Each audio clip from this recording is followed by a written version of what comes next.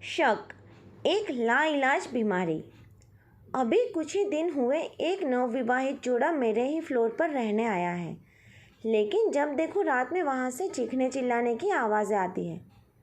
पता नहीं कैसे लोग हैं।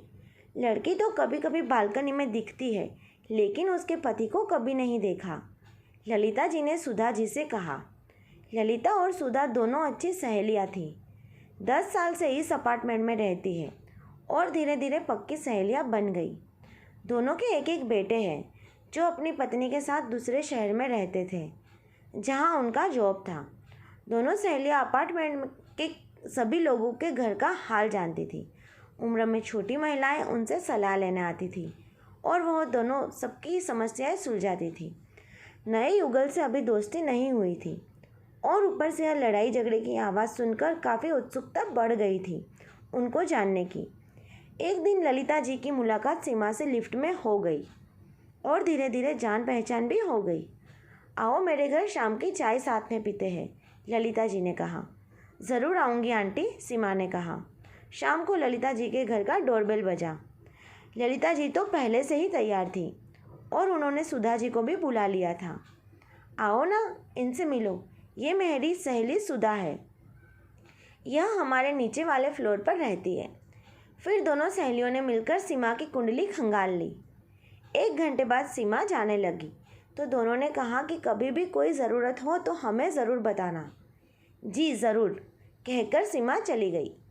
2-4 दिन के बाद दोनों सीमा के घर पहुंच गई और उसे विश्वास में लेकर उसका दुख पूछ ही लिया। बुरा मत मानना सीमा, तुम तो हमारी बेटी की तरह हो, इसलिए पूछ रही हूँ। क्या तुम दोनों की नहीं बनती है? हमें गलत मत समझना, दुख बांटने से कम होता है। अगर तुम नहीं बताना चाहती तो कोई बात नहीं, हम नहीं पूछेंगे। अरे नहीं आंटी, सकुचाते हुए सीमा अपने झगड़ों के पीछे का कारण बताने लगी। दरअसल बात यह है आंटी कि मेरे और रवि की अरेंज मैरिज है। अभी शादी को 5 महीने ही हुए हैं। उनकी जॉब ऐसी है कि सुबह जाते हैं और रात में आते हैं। मैं अकेली दिन भर बोर होती थी तो एक दिन मार्केट में मेरा क्लासमेट राजीव मिल गया। वो भी उसी शहर में रहता था जहाँ हम लोग रहने आए थे और इत्तेफाक से वह हमारे अपार्टमेंट के बगल वाले घर में रेंट पर रहता था। शुरू शुरू में तो रवि उसे खुद ही बुलाते थे और धीरे धीरे उनकी अच्छी बॉन्डिंग हो गई।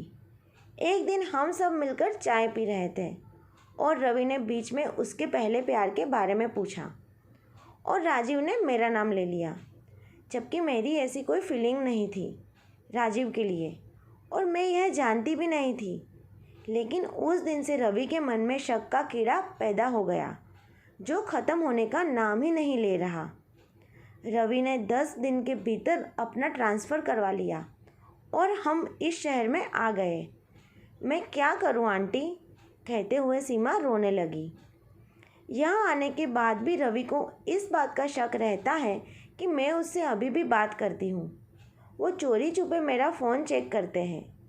बेटा, मुझे बहुत दुख हुआ तुम्हारी कहानी जानकर।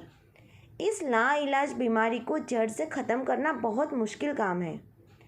मैंने तो बहुत करीब से देखा है ऐसा होते हुए। अगर तुम कहो तो मैं रवि से बात करूं? नहीं आंटी, पता नहीं वह क्या सोचेंगे। तुम चिंता मत करो, हम उसे पहले अपने विश्वास में लेंगे, फिर ही कोई बात करेंगे। न जाने आजकल के बच्चों को क्या हो गया है।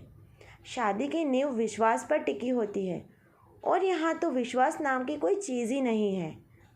यह कहते हुए दोनों चली गई।